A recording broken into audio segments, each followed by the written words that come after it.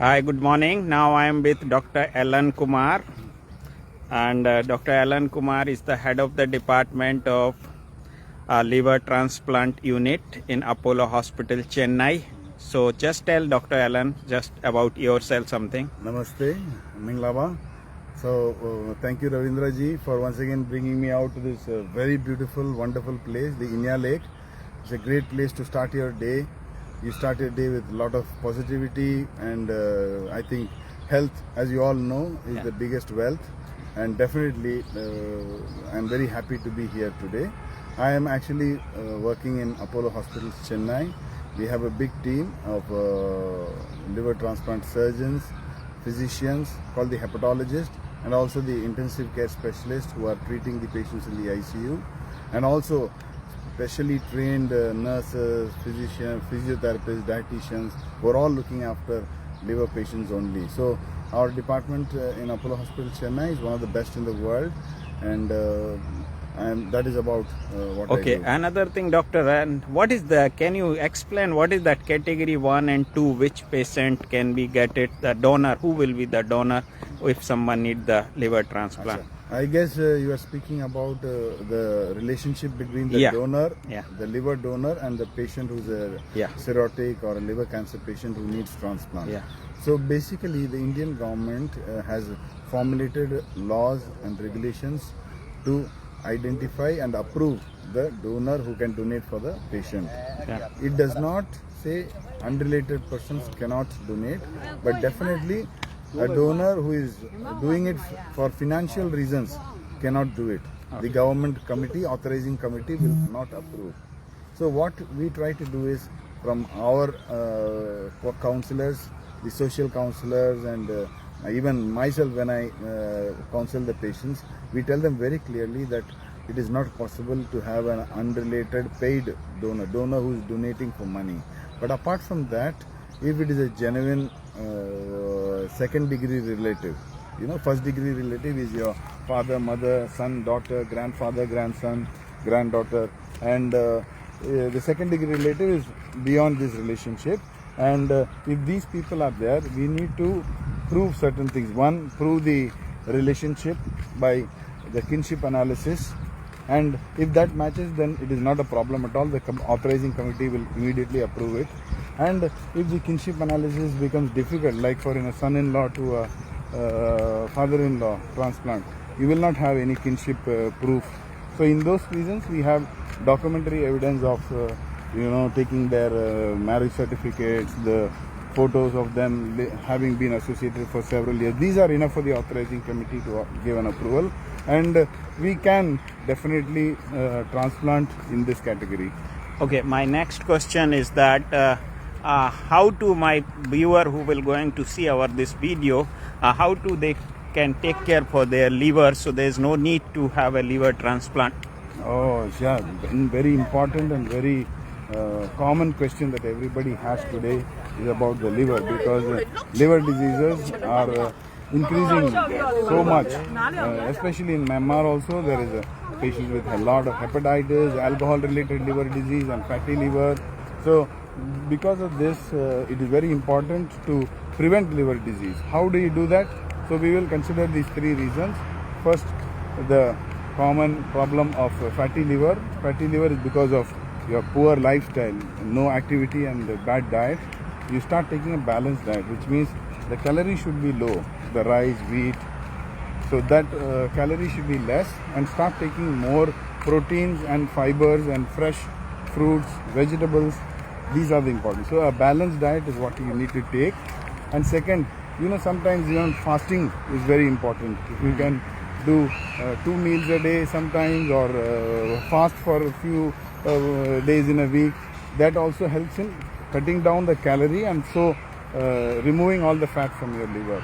And the second thing, if you have more money in your account, you got to spend it. So exercise not in the gym and lifting weights. It is about aerobic exercise. You walk, cycle, swim, jog, run. So doing all this spends all your calories and excess calories, and so essentially only the nutrition from the food is taken. The proteins are taken for building up the body, the minerals are important for every body function. So those are utilized for the main functions, and the calorie, they get converted into fat. All the excess calorie gets converted into fat and gets deposited everywhere. The easiest indication is the fat around your belly. You know, whenever somebody has a central obesity, what you call the apple kind of belly, it means 100% they are having fat in the liver. So that is about fatty liver. And second is about alcohol. Yes, alcohol has become a social fad now. Everybody is into consuming alcohol, young people, and but you have to realize it has to be a big responsibility. It has to be in moderation. You cannot be drinking every day. You cannot be drinking, binge drinking, and also this common perception that the soft liquor like beer or wine does not affect the liver, or even thinking that these are good for your liver. Wine, red wine makes you healthier. I don't think it is true. Rather, if you will realize, you will take 1 or 2 drinks of hard liquor, whereas you will drink bottles and bottles of wine or beer. So the amount of alcohol that gets into your system is almost the same. So never take alcohol excessively. It has to be in moderation, limits, and I would say always try to take alcohol-free breaks in a year. You know, you should decide that 2 months of a year I will not take alcohol at all. So this break actually helps you in 2 things. One is to cleanse your system of all the bad effects of alcohol whenever you take it, and second, it also prevents addiction. You know, if you can stay for without alcohol for 2 months, it definitely means that you are not a problem drinker. You know, in fact, there is a questionnaire that we commonly use to identify problem drinkers. We call it the CAGE questionnaire. C for cutting down drinks. So if you yourself start thinking that no, I have to cut down my drink, that is a red flag. Second is annoying.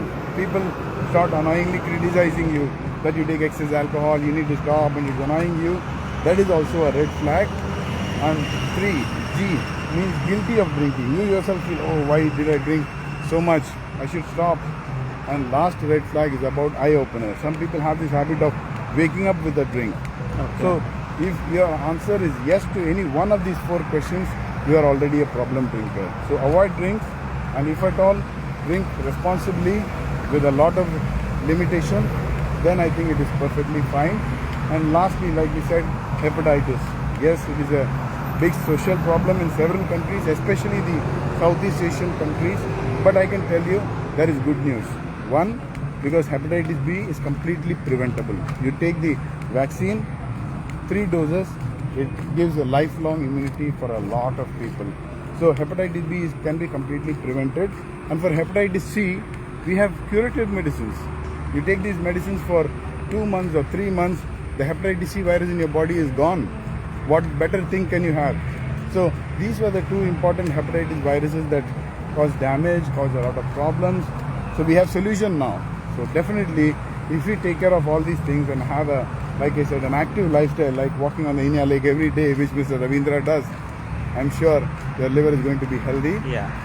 And thank you. That is an important another thing. My question is that in this liver transplant, Yes. how much time it takes, and how many doctors and your nurses team is working with that, and approximate how much it costs? Yeah.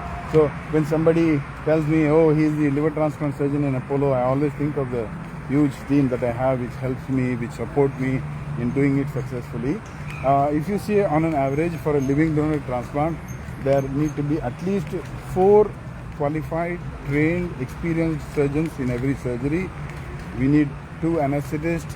We have a team of 8 intensivists, ICU doctors who take care around the clock, 24/7.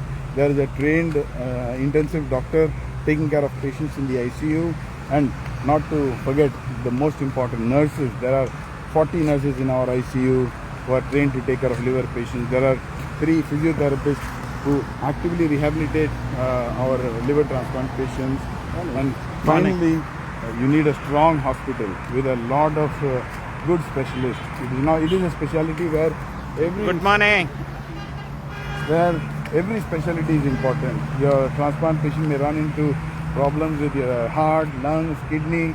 So all these people make a transplant surgery successful. And Now, when I started training in transplant, it used to be a very long surgery, sometimes 24 hours also. But now, with experience and with better teamwork, sometimes we finish it in 6 hours also. So that's how quick it has been done now, and patients are sometimes have been discharged on 5th day. So it's really surprising how transplant has improved in the past few decades, especially in the last 10 years.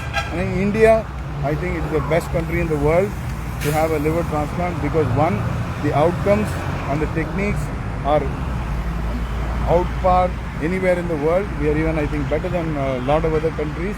And second, the cost. It is thoroughly inexpensive compared to other countries. It has made it very affordable even for an international patient to come and travel and get the surgery done and go back home. It is much cheaper in India than any other country in the world. Thank you, doctor.